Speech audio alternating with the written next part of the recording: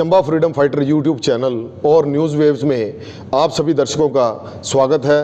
मैं प्रशांत महाजन। आज हमारे बीच में बैठे प्यार मोहम्मद जी, जिनका सफ़र 2009 से 2023 तक का, इन्होंने अपना सारा भ्रष्टाचार को मुक्त करने के लिए, भ्रष्टाचार के खिलाफ जो एक आरटीआई के माध्यम से एक सफ़र तय किया है, आज हम जानेंगे प्यार मोहम्मद जी से। प्यार मोहम्मद जी, सबसे पहले आपका हमारे चैनल में स्वागत है। नमस्कार जी। तो आपसे हम जानेंगे कि आपका जो आरटीआई का सफ़र रहा है उसमें आपने क्या क्या कठिनाइयों का सामना किया और आपने क्या क्या इसमें सफलताएं हासिल की हैं।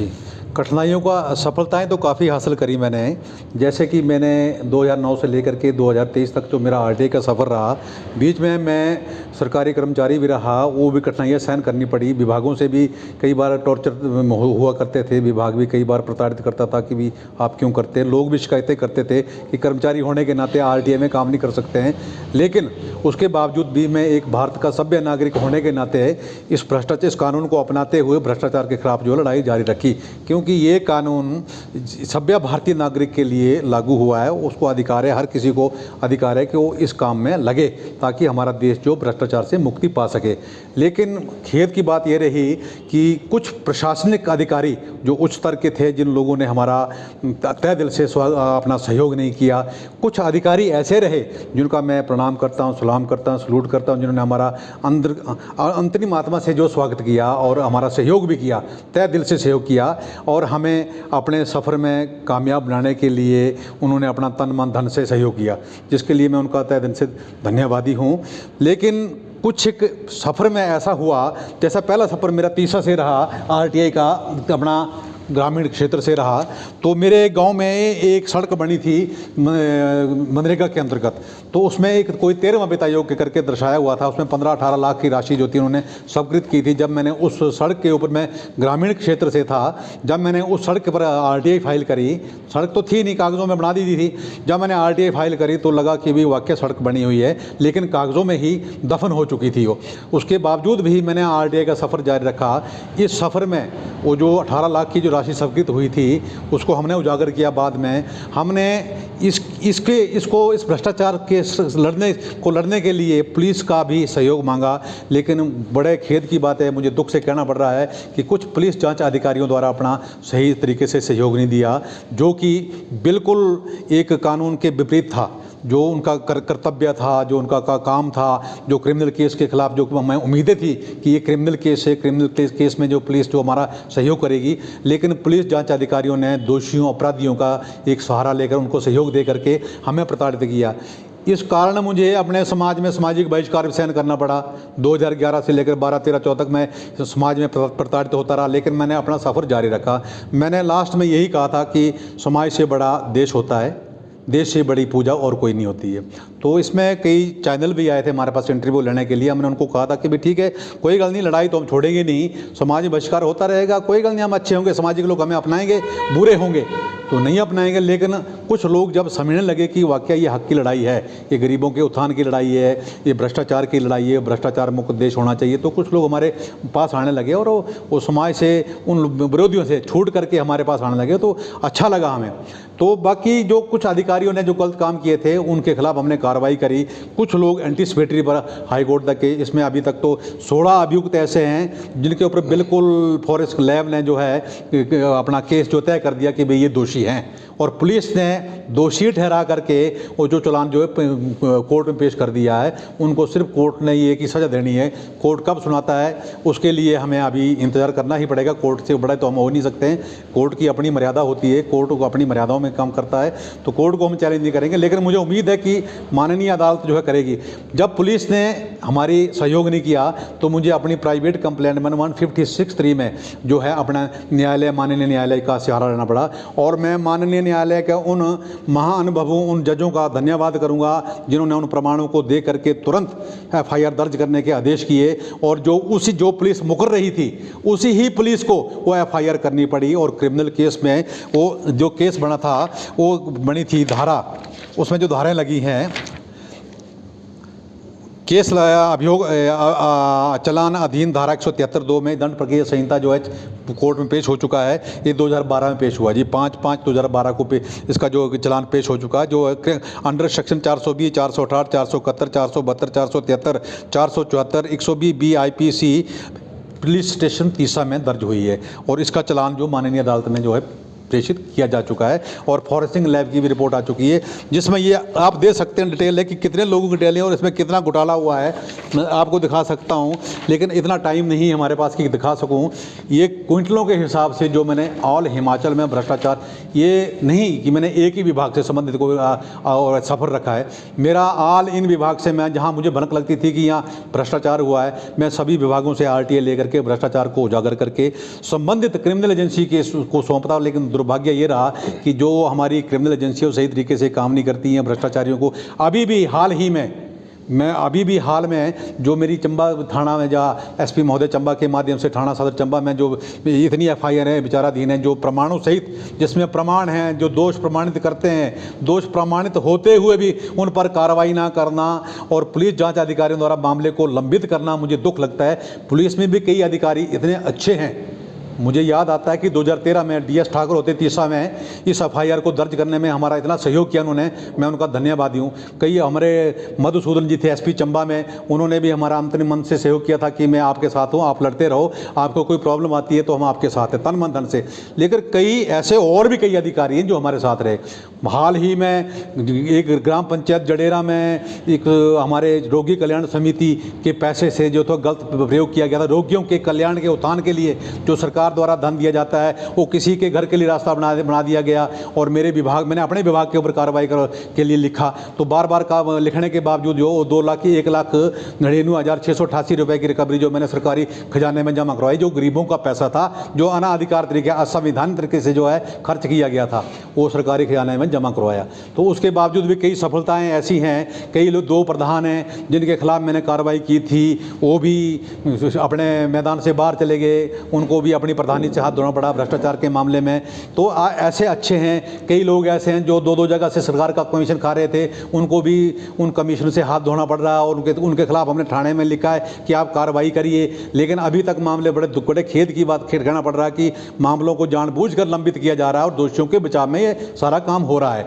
हो सकता राजनीति कोई दबाव है, हो सकता कोई निजी स्वार्थ है, इसके बारे में तो हम अभी अभिज्ञान। लेकिन मैंने इसके बारे में राष्ट्रीय मानवाधिकार को या हिमाचल प्रदेश मानवाधिकार को लिखा कि मानव अधिकारों का हमारे चंबा में हनन हो रहा है, जिसके बारे में आप प्लीज़ हमारा सहयोग करिए। उन्होंने मेरी जो अर्जी है उसको एक्सेप्ट किया है प्रदेश मानवाधिकार ने, तो मैं उनका भी धन्यवादी हूँ। उस पर कार्रवाई करने के लिए तन मन धन से कार्यरत हैं और उन्होंने वादा किया कि इस जो ये काम है इसमें हम आपका सहयोग करेंगे। आप लड़ते रहिए, आप स्वच्छ भारतीय नागरिक होने के नाते आपका कर्तव्य भी बनता है। और मेरा ही नहीं, मैं तो सबसे निवेदन करूंगा कि हमारे नवयुवक जो हैं आगे क्या देखें, कुछ नहीं मिलेगा देखने के लिए। लेकिन मैं सब नवयुवकों से आग्रह करूंगा कि ये स्वच्छ कानून जो हमारे देश में बना हुआ है इसको अपना करके अपने भ्रष्टाचार को झाड़ू लाने से नहीं खत्म होगा। भ्रष्टाचार को नाली का साफ करने, भ्रष्टाचार जब हम संकल्प लेंगे, हम युवक लोग संकल्प लेंगे कि भी भ्रष्टाचार को ख़त्म करना है, तो ये महामारी है हमारे देश में पनप रही है, इस महामारी से बचना हमारा काम है। कोरोना में महामारी में सारे लोग जुट गए थे, यही कोरोना जैसी महामारी भ्रष्टाचार भी यहाँ फैला हुआ है। और मेरे पास अभी 24 क्विंटल माल जो कागज़ हैं जो मैंने RTA के माध्यम पूरे हिमाचल से ले रखे हैं और कई विभागों से लेकर रखे हुए हैं, उसमें भ्रष्टाचार है। पर खेद इस बात का कि हम जिला प्रशासन को लिखते हैं तो जिला प्रशासन जो है उस पर कार्रवाई नहीं करते और दोषियों को बचाव करता है। तो उसमें लग रहा है कि कहीं राजनीतिक दबाव है प्रशासन के ऊपर, जो राजनीतिक दबाव है, क्योंकि तथ्य प्रमाण सबूतों के सहित जो है शिकायतें की जाती रही, फिर भी जानबूझ करके मामलों को लंबित किया जाता रहा। और हमारे खिलाफ कई ऐसे मनगढ़ंत कहानियाँ लगा करके कई झूठे मुकदमे किए जा रहे हैं। हम तो कहते हैं हमारे खिलाफ जो मुकदमे हुए अच्छी बात है, अगर हम दोषी हैं तो हमें भी सजा होनी चाहिए। अगर दोषी नहीं हैं तो गलत आदमियों के सहारे पर गलत काम करना और गलत एफआईआर दर्ज करना तो एक कानूनी अपराध है। एक सभ्य नागरिक के खिलाफ और एक आरटीआई कार्यकर्ता को बार बार टॉर्चर करना, कोई कलंदरे 105 107 बनाना या कई ऐसे आपराधिक कृत्य लगा करके उसको फंसाने की कोशिश करना, मैं तो तब से ही इन चीज़ों को सहन कर रहा हूँ नौकरी के दौरान से आज तक करके मुझे क्या क्या सहन करना पड़ा। मैं धन्यवादी हूँ कुछ उन अधिकारियों को जो मेरे सहयोग जिन्होंने मेरा सहयोग किया है। आरटीआई के सफ़र में ग्राम पंचायत जडेरा में एक समुदाय भवन पकड़ा हुआ मैंने, जिसमें 3,25,000 रुपये खर्च हुआ है।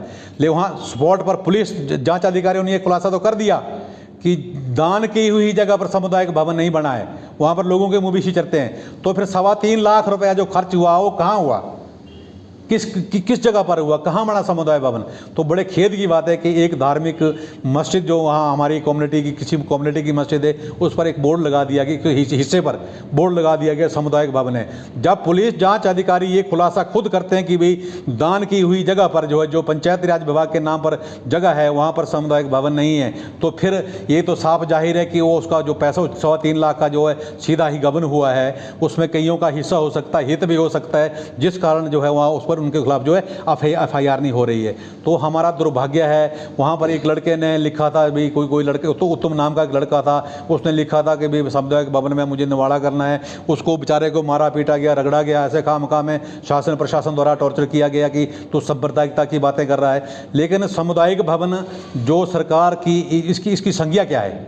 सामुदायिक भवन सर्वधर्म गंगा जमनी तहजीब सर्वधर्म सौहार्द का होता है। वो किसी विशेषकर एक जाति का नहीं होता, ना तो हिंदू का है, ना मुसलमान का है, ना सिख का है, ना ईसाई का है। वो तो सर्वधर्म के एक उसके लिए परियोजना कोई योजनाएं होती हैं, अपनी अपनी कोई धार्मिक योजना, कोई शादी विवाह के लिए बनाया गया, तो उस पर जो है वो आज तक मामला डंप है। जांच तो हो चुकी है कि नहीं बना है, ये तो खुलासा पुलिस जांच अधिकारी ने कर दिया, लेकिन आज तक अपराधी जो वंचित है, आज तक रिकवरी नहीं हो रही है उस पैसे की, आज तक उनके खिलाफ एफआईआर नहीं हो रही है। कई ऐसे मामले जो पड़े हैं थाना चंबा में जो बेचारा दिन है, जिन पर कोई भी एफआईआर नहीं की जा रही है। मुझे दुख लग रहा है। मैं तो जानता था कि हमारे माननीय एसपी महोदय चंबा जो नवयुवक हैं, इनमें ऊर्जा थी कि अच्छा काम करेंगे, भ्रष्टाचारियों को धोने में हमारा सहयोग करेंगे, भ्रष्टाचारियों को ध्वस्त करने में हमारा सहयोग करेंगे। लेकिन बड़े खेद से कहना पड़ रहा है कि हमें प्रताड़ित होना पड़ रहा है। हमारे ऊपर जो है गलत प्रवृत्ति, गलत तरीके से जो है केस दर्ज किए जा रहे हैं, कोई कलंदरे बनाए जा रहे हैं, कोई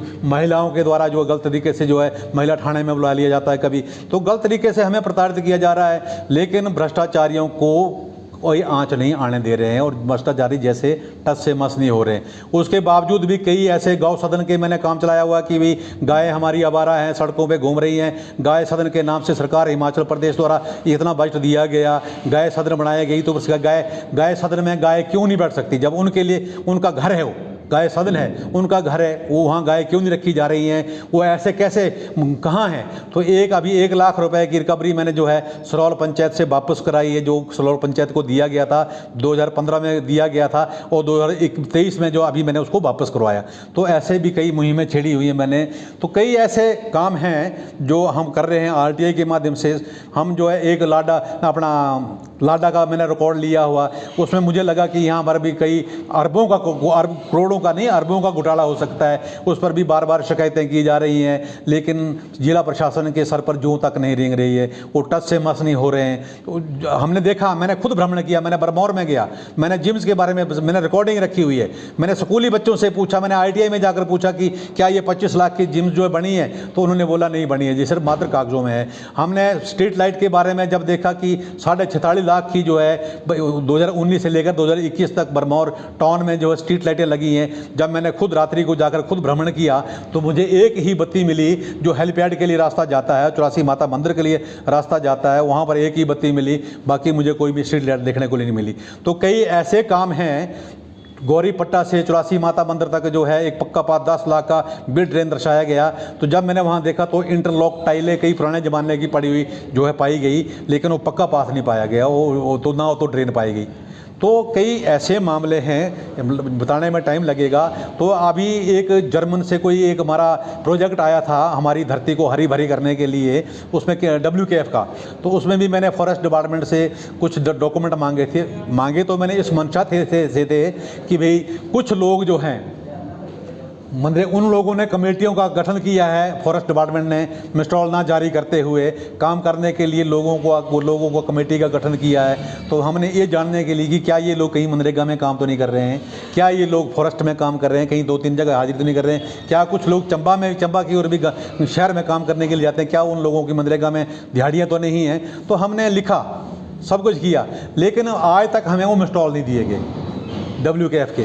और आज तक भी कमीशन ने, हिमाचल प्रदेश कमीशन ने चंबा में आकर के कोर्ट लगी, उसमें भी RTA के माध्यम से मैंने अपील करी थी, उसमें फैसला दिया गया था कि इनको बताया जाए विस्तार पूर्वक कि भाई इनको मिसट्रॉल दिए जाएं ताकि ये अपनी समस्या को रख सकें, लेकिन आज तक वो उन समस्या का समाधान नहीं हो पा रहा है जी। तो मेरा यही कहना है कि मैं अंत में शासन प्रशासन को अपने इनके चैनल के माध्यम से ये एक पैगाम देना चाहूँगा कि भ्रष्टाचार को ना बचाते हुए मेरी जितनी भी, या हम किसी की भी RTA कार्यकर्ता किसी की भी जितने भी आवेदन FIR के लिए थाने में लगे हैं, या किसी DC ऑफिस में, या SDM या ADM या पंचायत के किसी BDO या पंचायत अधिकारी के कार्यालय में पेंडिंग पड़े हैं, तो उन पर तुरंत कार्रवाई करें। धन्यवाद, बहुत बहुत शुक्रिया जी। KFW का जो आपने बताया, हाँ जी, जो KFW की कंपनी का हमने पहले भी एक बार जिक्र किया था। जी जी जी जी हाँ। तो जैसा कि प्रशासन के द्वारा बताया गया था कि करोड़ों का हाँ, यहाँ पे बजट आया, जी जी जी, और जो आपने कागज मुझे दिखाए थे, जी जी जी, उसमें KFW का बहुत सा बजट ऐसा था, बड़ा बजट जो चंबा के लिए था। जी जी बिल्कुल, जिला हमारे चंबा के लिए था, चंबा के कुछ लेकिन उसमें जो पौधे यहाँ पे लगने चाहिए थे, जो रकबे बांधे जाने चाहिए थे, वहां पे काम नहीं हुआ था। हाँ जी, हाँ जी। तो जिसके हमने पिछली बार वीडियो बनाई तो काफ़ी फ़ोन भी आए, जी जी, उनमें बताया गया कि आप ये क्यों उजागर कर रहे हैं, क्यों ले रहे हैं। तो आपका कहना ये है कि KFW का रिकॉर्ड जो आपने लिया है उसमें मैं आपको एक बात बताता हूँ जी, जी। KFW में अभी पीछे जब इंक्वायरी जर्मन के जो कुछ अधिकारी वर्ग आया हुआ था अपने सर्वे के लिए कि जो हमारा पैसा था उसके लिए, हरी भरी धरती के लिए, वो गए थे मौके पर, मुझे नहीं बुलाया गया। इवन के उसमें जो शिकायत करता था या एप्लीकांट था मैं ही था, उसमें जितना भी RTA के माध्यम से जो उजागर किया था मैंने किया। कम से कम विभाग को मुझे बुलाना चाहिए था कि भी आए, आप संतुष्टि के लिए इनसे मिल सकते हैं। अंग्रेजी तो नहीं बोल सकते थे, लेकिन हिंदी में कोई उसका जो है अनुवाद कर सकता था अंग्रेजी में, कोई ना कोई अधिकारी की ये बोल रहा है, तो समस्या चलो कोई गलती हल हो जाती थी। लेकिन जब वो आए और उसके बाद जब जांच शुरू हुई, जब इनके चैनल के माध्यम से ये मामला उजागर हुआ, जब अधिकारी वर्ग जो है जांच स्पॉट पर जांच करने के गए, तो मुझे एक दिन एक कोई इनके अधिकारी थे, इनके मुंह 3-3 स्टार लगे हुए थे, उन्होंने मेरे को पकड़ लिया और वो लोगों को उसका रहे थे कि भाई ये इन्होंने कंप्लेंट करी है, ये मांग रहे हैं रिकॉर्ड। भाई देखो ना, हम जनहित में काम कर रहे हैं, हम जो है देश हित में, प्रदेश हित में काम कर रहे हैं। वो लोगों को, उसके अनपढ़ लोगों को उसका रहे थे कि भाई ये शिकायत करता है और ये जो है KFW की इन्होंने शिकायत कर दी। मैंने बोला अरे भाई बात सुनो, फॉरेस्ट डिपार्टमेंट को कमेटियों गठित करके जो है काम करने की क्या जरूरत पड़ी? मिसट्रॉल क्यों नहीं जारी हो रहा है? मिसट्रॉल जारी करते हैं तो गरीबों के दिन पूरे होते हैं, उनको नौकरी मिलती है, उनको रोजगार मिलता है। तो ऐसा काम ना कर, हम तो पब्लिक हित में लड़ रहे हैं, ऐसा काम ना करके वो लोगों को मेरे ही द्वारा लगा दिया उन्होंने। मैंने कहा जब मुझे मेरी बात आएगी तो मैं स्पॉट निरीक्षण करूँगा। पौधे जो लिए गए हैं, जो पौधे खरीदे गए उसके बिल वोचर मेरे पास आए हुए हैं, जिसका मैं क्या बयान कर सकता हूँ ये तो उसी वक्त बयान करूंगा जब इसके बारे में जांच होगी और मुझे बुलाएंगे। मैंने अभी फिर प्रश्न उनको लिखा हुआ है कि इसके बारे में मुझे विस्तार पूर्वक समझाइए कि है क्या ये, इसके बारे में हमें समझाया जाए। तो मैं ज़्यादा ना बोलता हुआ आपके माध्यम से सभी विभागों को एक निवेदन करना चाहूँगा कि स्वच्छ हिमाचल, भारत तो बड़ा है, स्वच्छ हिमाचल या स्वच्छ चंबा को बनाने के लिए आप तन मन धन से हमारा RTA कार्यकर्ताओं को सहयोग दे। हमारी ये मंशा नहीं है हम किसी को जानबूझकर प्रताड़ित कर रहे हैं। हमने इस लिटरेचर को पढ़ा है, विधान को पढ़ा है, संविधान को पढ़ा है कि देश कैसा होना चाहिए। आज भ्रष्टाचार इतना चरम सीमा पर है, अगर किसी को विश्वास ना होता हुआ हो तो मेरे दफ्तर, मेरे कार्यालय, जो RTA का प्रदेश स्तर का मेरा कार्यालय जडेरा में है, वहाँ आएँ, मैं उनको बताऊँगा कि भ्रष्टाचार क्या होता है, जो मैंने खुद देखा, जिसका मैंने भ्रमण किया और जिसको मैं साक्षात्कार में उनको दिखाने के लिए तैयार रहूँगा। प्यार मोहम्मद जी, आप हमारे चैनल के माध्यम से यदि यहाँ के जो नुमाइंदे बैठे हुए हैं, यहाँ पे जो अफसर बैठे हुए हैं, उन्हें कोई संदेश देना चाहें तो? बिल्कुल जी, मैं छोटा सा आपके चैनल के माध्यम से एक संदेश करना चाहता हूँ जिला प्रशासन को कि माननीयों से मेरा यही निवेदन है कि जब भी कोई आरटीआई कार्यकर्ता उनके कार्यालय में चला जाता है, किसी भी कार्यालय में, डीसी कार्यालय में जाता है, उच्च अधिकारियों के कार्यालय में जाता है, तो उन्हें बैठने तक नहीं बोला जाता है। उनकी शक्ल से जब आरटीआई कार्यकर्ता का नाम लिया जाता है तो उन्हें खड़े ही रहना पड़ता है। तो मेरा निवेदन रहेगा, कम से कम आरटीआई कार्यकर्ता का सम्मान ना करते हुए अपने विधान, आरटीआई कार्यकर्ता जैसे पूजनीय विधान का सम्मान करते हुए उनको कम से कम बैठने के लिए तो कहा जाए। पानी और चाय की बात तो दूर की है, पानी और चाय के लिए बड़े बड़े नेता लोग होते हैं, प्रधान लोग होते हैं। आरटीआई कार्यकर्ता तो एक समाज सेवी कार्यकर्ता है। समाज सेवी कार्यकर्ताओं को कम से कम उनकी कदर ना करते हुए, उस विधान की कदर करते हुए उनको उनका सहयोग करें, उनके साथ तन मन धन से बात करें, अच्छी बात तो करें कम से कम। हम कई बार मायूस होते हैं। मैंने अभी पीछे डीसी महोदय जी ने मेरे साथ भी ऐसा, मैं गया था कुछ आरटीआई की अपील में, तो मुझे खड़ा रखा। उसके बाद उन्होंने बाहर जाने के लिए कह रहा कि सरकारी काम है। मैं कौन सा गैर सरकारी काम करता हूँ? मैं पब्लिक जनहित में काम कर रहा हूँ, वो भी एक सरकारी काम है। सरकार हित में काम कर रहा हूँ, देश हित में काम कर रहा हूँ, प्रदेश हित में काम कर रहा हूँ। मैं कोई चोरी नहीं कर रहा हूँ सर। मैं एक चोरों के खिलाफ लड़ाई लड़ रहा हूँ। तो मुझे बड़ा फील हुआ कि उन्होंने बोला कि साहब आप बाहर बैठिए, सरकारी काम चला हुआ, आपकी अपील दोबारा सुनी जाएगी। तो मैंने बड़ा फील किया कि पहली बार कभी भी मानवाधिकार में बड़े बड़े कमीशन बैठते हैं। भीमसेन जैसे कमीशन रहे हमारे हिमाचल प्रदेश के, जिन्होंने हमें सम्मान दिया इस काम को करने के लिए। हिमाचल प्रदेश में उन्होंने मेरे बच्चे को अवार्ड दिया, समाज में सामाजिक बहिष्कार हुआ। भीमसेन जैसी हस्तियों ने हमें एक प्लेटफॉर्म दिया, जिस प्लेटफॉर्म के माध्यम से हम अपने पंजाब तक गए, चंडीगढ़ गए, दिल्ली तक गए, हमारे विचार सुने भारत सरकार ने और उनके माध्यम से हम वहाँ तक पहुँच पाए। तो ऐसे अधिकारी थे। तो माननीय इन चंबा के सभी माननीयों को मैं, जैसे डीपीओ कार्यालय में हमारी कई अपीलें जो हैं पेंडिंग पड़ी हुई, फैसले नहीं सुनाते हैं, दोषियों के खिलाफ कार्रवाई नहीं करते हैं, बीडीओ है, डीसी है, एडीएम है जो बैठे हुए हैं, तो इनको कम से कम भ्रष्टाचार के खिलाफ लड़ाई लड़नी चाहिए। अगर हम भ्रष्टाचारी, हम गलत काम कर रहे हैं आरटीआई एक्ट को अपना कर, तो हमारे खिलाफ कार्रवाई करें। इसमें कोई दो राय नहीं है कि उनको अगर गले से नीचे नहीं उतर रहा आरटीआई एक्ट। मैंने तो ये भी लिखा था कि सर वर्कशॉप लगाओ, हम अपने पैसे से काम कर रहे हैं, सरकार का कानून है, सरकार की फंडिंग होनी चाहिए, इसके लिए कार्यालय होना चाहिए। हमारा दायित्व बनता है कि जहाँ भ्रष्टाचार हो रहा वहाँ आवाज़ उठाने का हमारा भी दायित्व बनता। हम भी इस देश के वासी हैं, इस देश का नमक खा रहे हैं, इस देश के रहने वाले हैं, सभ्य नागरिक हैं। अगर हम सभ्यता रखते हो तो हमें इस कलंक से हाथ धोना ही पड़ेगा। तो मानिए, मैं आपके चैनल के माध्यम से जिला प्रशासन को मैं जोड़े हाथ और एक बड़ी विनती करता हूं कि आरटीआई कार्यकर्ताओं के साथ अच्छे तरीके से पेश आए और उनका सहयोग करें और उनकी शिकायतों पर तुरंत सुनवाई होनी चाहिए। तो मैं आपके चैनल का बहुत बहुत धन्यवादी हूं। ये ऐसा करते हुए मैं अपनी वाणी को विराम देता हूं। जय हिंद, जय भारत, जय हिमाचल और जय चंबा। आज हमारे बीच में जो प्यार मोहम्मद जी आए, उन्होंने आपको बताया, चंबा वासियों को नहीं पूरे प्रदेश वासियों को ये बताया कि जो भ्रष्टाचार पनपा हुआ है, और प्रदेश सरकार से भी गुहार की, और चंबा की यहाँ पे जो उच्च अधिकारी बैठे हैं, यहाँ पे डीसी सर बैठे हैं, यहाँ पे एसपी सर बैठे हैं, ये एडीएम सर बैठे हैं, यहाँ पे कई और ऐसे उच्च अधिकारी बैठे हैं जिनके पास ये जाके आए हैं, लेकिन खेद दुख इस बात का है कि इनकी सुनवाई नहीं की जा रही। तो मैं प्रदेश सरकार से भी कहूँगा और चंबा के यहाँ से जो उच्च अधिकारी हैं उन सभी से कहूँगा कि यदि प्रदेश के लिए कोई लड़ाई करता है, अपने जिला के लिए कोई लड़ाई करता है, तो आपका सबसे पहले दायित्व बनता है कि आप इनका सहयोग करें।